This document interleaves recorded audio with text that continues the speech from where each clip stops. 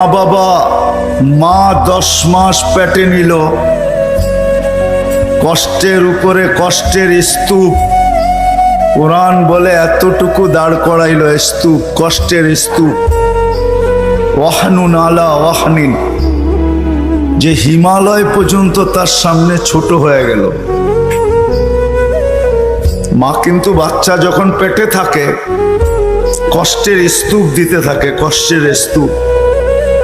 কোরআন বলে, কোরআনের শব্দে বোঝা যায় যে হিমালয় ছোট হয়ে যায়, মায়ের কষ্টটা বড় হয়ে যায়।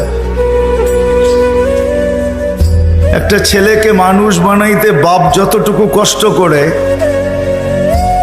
এইখানে মালিক পক্ষ খুব কম হবে আমার মনে হয়, কর্মচারী পক্ষই আমার সামনে বেশি হবে।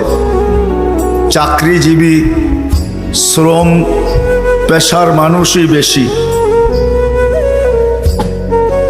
যারা কর্মচারী শ্রম পেশার মানুষ, এমন দিন যায় না যে 2-4টা ধমক না খায়া বাড়িতে না ফিরে।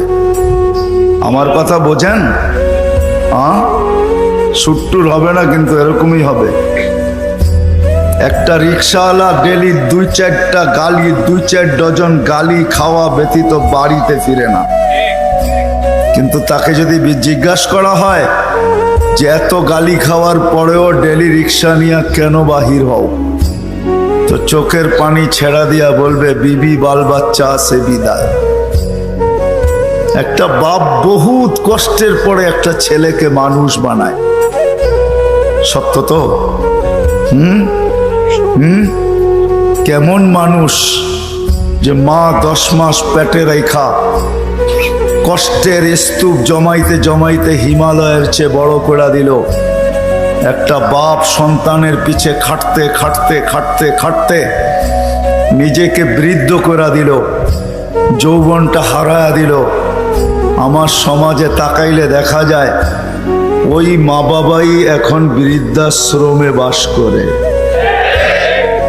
বলেন এটা কেমন মানুষ? কেমন মানুষ? কাগজে কলমের মানুষই তো বলতে হবে।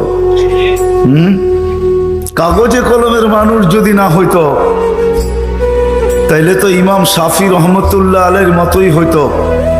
সারা দিন পরিশ্রম, বাবা ছিলেন না, বিধবা মা ছিলেন, সারা রাত্র মার পায়ে তেল মালিশ করতেন আর পাও টিপা টিপা ঘুম পড়াইতেন। মাঝে মাঝে খুশিতে পায়ের তালুতে চুমা দিতেন, চুমা।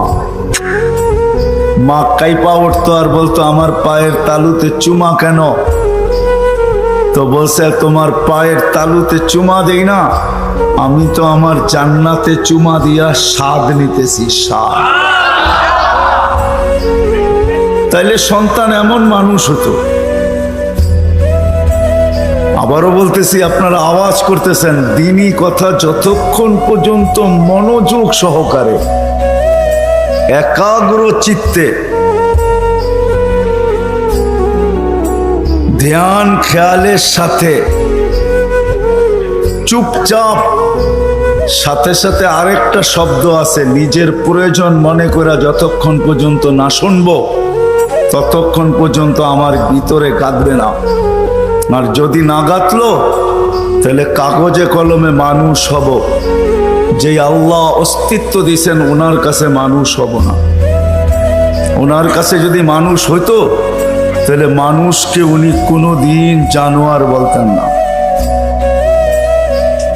উলাইকা কাল আনাম বলতেন না, মানুষ জানোয়ার।